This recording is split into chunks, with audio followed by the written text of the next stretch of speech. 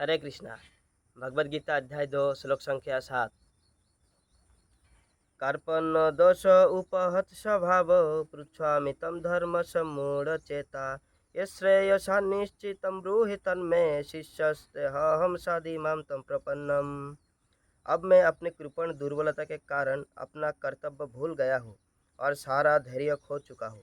ऐसी अवस्था में मैं आपसे पूछ रहा हूँ कि जो मेरे लिए श्रेयस्कर हो उसे निश्चित रूप से बताएं। अब मैं आपका शिष्य हूँ और आपका शरणागत हूँ, कृपया मुझे उपदेश दें। तो यहाँ पे ये पहला श्लोक है जहाँ पे अर्जुन एक तरीके से ऑफिशियली अपने आप को सरेंडर घोषित कर रहे हैं कि मैं अभी आपका शरणागत हूँ। आप मुझे जो भी उपदेश है वो बताए, जो मेरे लिए श्रेष्ठकर है वो मुझे बताए, मैं अभी सब कुछ भूल चुका हूँ। यहाँ पे अर्जुन ने बता दिया। यहाँ पे एक इम्पोर्टेंट वर्ड दिया है, शब्द है, वो है कृपण। अब कृपण किसे कहते हैं? देखिए, कृपण का मतलब होता है कंजूस। जैसे मान लीजिए कोई पैसा कमाता है बहुत, उसके पास बहुत पैसा है, लेकिन वो आध्यात्मिक प्रगति के लिए वो पैसा खर्चा नहीं करता, मंदिर में दान नहीं करता, भगवान की सेवा में पैसे को नहीं लगाता। वो सिर्फ अपने परिवार के लिए, अपने खुद के लिए अच्छा अच्छा कपड़ा, अच्छा घर, अच्छा मकान, है ना, ट्रिप में जाता है, ये सब के लिए खर्चा करते, उसको कृपण बोलते हैं। बेसिकली भौतिक चीज़ों के लिए पैसा तो है उसके पास, लेकिन आध्यात्मिक चीज़ों के लिए उसके पास पैसा नहीं होता, इसको कृपण बोलते हैं। सिमिलरली जो हमें मानव जीवन मिला है, हमारा मानव जीवन का कर्तव्य है भगवान की सेवा करना, क्योंकि हमें भगवान ने मानव जीवन दिया है, हमारे पास ऑप्शन है भगवान की सेवा करना। बाकी किसी भी योनि में ऑप्शन नहीं है, लेकिन हम इसी मानव जीवन को अगर सिर्फ भौतिक चीज़ों में लगाएंगे, भौतिक उपलब्धियाँ हासिल करने में लगाएंगे और आध्यात्मिक प्रगति में, आध्यात्मिक चीज़ों में अपने आप को इन्वॉल्व नहीं करेंगे, तो हम भी कृपण कहलाएंगे। क्योंकि जीवेर स्वरूप है कृष्ण नित्य दास। तो अगर हम भगवान के दास नहीं बनेंगे, माया का दास बनेंगे, तो हम भी कृपण हैं। तो अर्जुन यहाँ पे इसीलिए अपने आप को कृपण बता रहे कि इससे पहले तक, इस श्लोक से पहले तक उसने अपना जो भौतिक आसक्ति और भौतिक ज्ञान के चक्कर में बहुत सारे आर्गूमेंट्स दे रहे थे लड़ाई युद्ध नहीं करने का।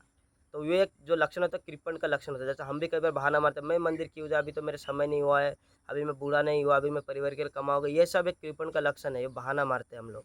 तो हमें ऐसे नहीं करना चाहिए, हमें भगवान का शरणागति होना चाहिए। क्योंकि यहाँ पे अर्जुन भी शरणागति ले रहे भगवान का, क्योंकि शरणागति जो है वो बहुत ज़रूरी है।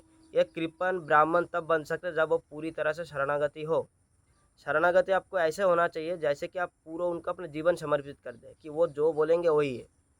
उसका भी एक तरीका है, ये नहीं कि आप पूरा एटीट्यूड में लेके, है ना, पूरा उनको नीचा दिखाने के लिए गुरु के पास जाते हैं, फिर उनको उल्टा पुल्टा सवाल पूछते हैं, ऐसा नहीं। शरणागति होता है तद विधि प्रणिपाते न परिप्रश्न सेवया।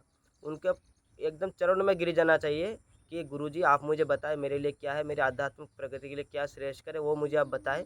और प्रश्न, मतलब प्रश्न पूछते रहना चाहिए, प्रश्न में भाव के साथ, प्रेम के साथ, है ना, प्रेयरफुल एटीट्यूड होना चाहिए प्रश्न पूछने के समय भी। बहुत ही नम्रता के साथ प्रश्न पूछना चाहिए, क्योंकि हम जानते हैं नॉर्मली अगर हम डॉक्टर के पास भी जाते हैं, किसी के पास भी जाते हैं जिनसे हमको हेल्प चाहिए होता है, तो क्या हम उनको जाकर चिल्ला के बोल सकते हैं क्या आप मेरा ये प्रॉब्लम सॉल्व कर दीजिए? नहीं, हम उनसे हेल्प मांग रहे हैं तो बहुत ही नम्रता भद्रता के साथ मांगना चाहिए। इसी तरह जो जीवन के सबसे बड़ा हेल्प है वो है आध्यात्मिक प्रगति, है ना। तो ऐसे ही हमारे पास हमें गुरु के पास जाना चाहिए और बहुत ही नम्रता के साथ उनसे पूछना चाहिए और शरणागति लेना चाहिए। शरणागति के बिना आपको ना डॉक्टर दवाई देगा, ना आपको कोई शिक्षक शिक्षा देगा, ना ही कोई आपको कोई भी चीज़ देगा। इसीलिए गुरु के पास जाके हमें ब्राह्मण बनना चाहिए और शरणागति लेकर के उनसे हमें प्रश्न पूछना चाहिए। तो यहाँ पे अर्जुन हमको प्रैक्टिकली करके बता रहे, देखिए मैं भी शरणागत हूँ कृष्ण का, क्योंकि मैं अभी आपका शिष्य हूँ। बताया अर्जुन ने कि मैं अभी आपका शिष्य हूँ, आप मेरे गुरु हैं। इसी तरह हमें भी किसी को गुरु मानना चाहिए, लेकिन वो गुरु कैसे होना चाहिए? वो गुरु कृष्ण का भक्त होने चाहिए और उनको भौतिक कोई आसक्ति नहीं होना चाहिए। भले वो किसी भी जात का हो, किसी भी कास्ट का हो। जैसे बोलते हैं ना कि किबा विप्रो किबा न्यासी शूद्रो के न नय जय कृष्ण तत्ववेत्ता से ही गुरु है। चाहे वो ब्राह्मण हो, चाहे वो कोई बड़ा सन्यासी हो या फिर शूद्र हो, जो भी कृष्ण की बात करते हैं वो एक तरह वो गुरु है।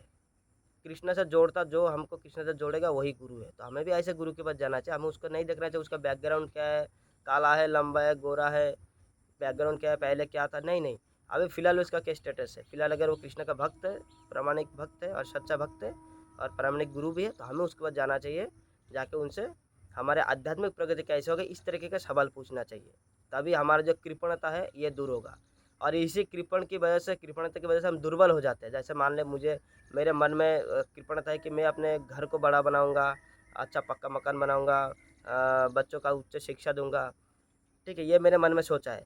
लेकिन जैसे कोई मुझे आध्यात्मिक प्रगति या भगवान से जोड़ने की बात करता है, तो वो मेरा कमज़ोरी होता है कि नहीं, मेरा फैमिली मेरा कमज़ोरी है, मैं उनको छोड़ के नहीं जा सकता, तो वो मेरा दुर्बलता हो गया।